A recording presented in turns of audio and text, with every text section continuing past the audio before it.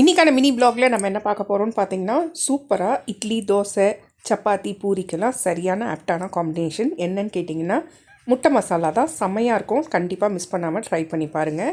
அதுக்கு ஃபஸ்ட்டு வந்துட்டு ஒரு 4 முட்டையை நான் வேக வச்சு எடுத்துக்கிறேன்.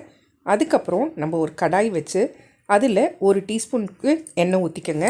அது கூட வந்துட்டு ஒரு அரை டீஸ்பூன் வெறும் மிளகாத்தூள், அரை டீஸ்பூன் தனியாத்தூள், அரை டீஸ்பூன் கரம் மசாலா சேர்த்துட்டு 1/4 டீஸ்பூன் மஞ்சத்தூளும் ஒரு அரை டீஸ்பூனுக்கு கொஞ்சம் கம்மியாக உப்பு சேர்த்துக்கோங்க.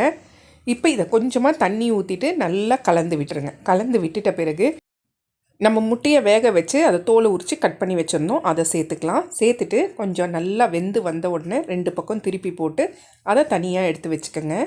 இப்போ அதே கடாயில் திருப்பி ஒரு 2 டீஸ்பூன் எண்ணெய் ஊற்றிக்கோங்க. ஒரு பட்டை, 2 துண்டு ஏலக்காய், ஒரு 4 கிராம்பு சேர்த்துட்டு பொரியட்டோன்னு விட்டுருங்க.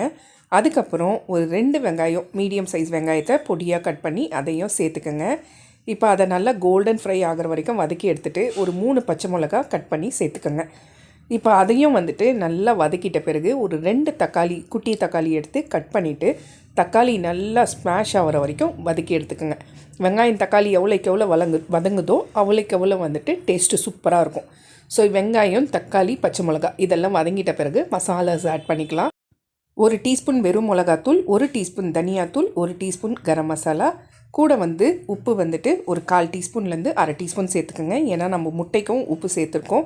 மஞ்சத்தூள் வந்துட்டு ஏற்கனவே முட்டையிலே சேர்க்கறதுனால கிரேவியில் சேர்க்கலை. ஸோ இப்போ வந்துட்டு ஒரு 2 கிளாஸ் தண்ணி ஊற்றிட்டு ஃபஸ்ட்டு குழம்ப ஒரு 5 நிமிஷத்துக்கு மீடியம் ஃப்ளேமில் வச்சு கொதிக்க வச்சுருங்க. அது கொதித்து வரும்போது நம்ம ரெடி பண்ணி வச்சுருந்தோம் இல்லைங்களா முட்டை, அதை சேர்த்துட்டு நல்லா ஒரு கலரி ஒரு 2 நிமிஷம் தட்டு போட்டு மூடி வச்சுருங்க. லாஸ்ட்டாக கொத்தமல்லி போட்டு இறக்கிடுங்க. செம்ம டேஸ்ட்டாக இருக்கும். கண்டிப்பாக மிஸ் பண்ணாமல் ட்ரை பண்ணி பார்த்துட்டு எப்படி இருந்துச்சுன்னு கமெண்ட்டில் சொல்லுங்கள்.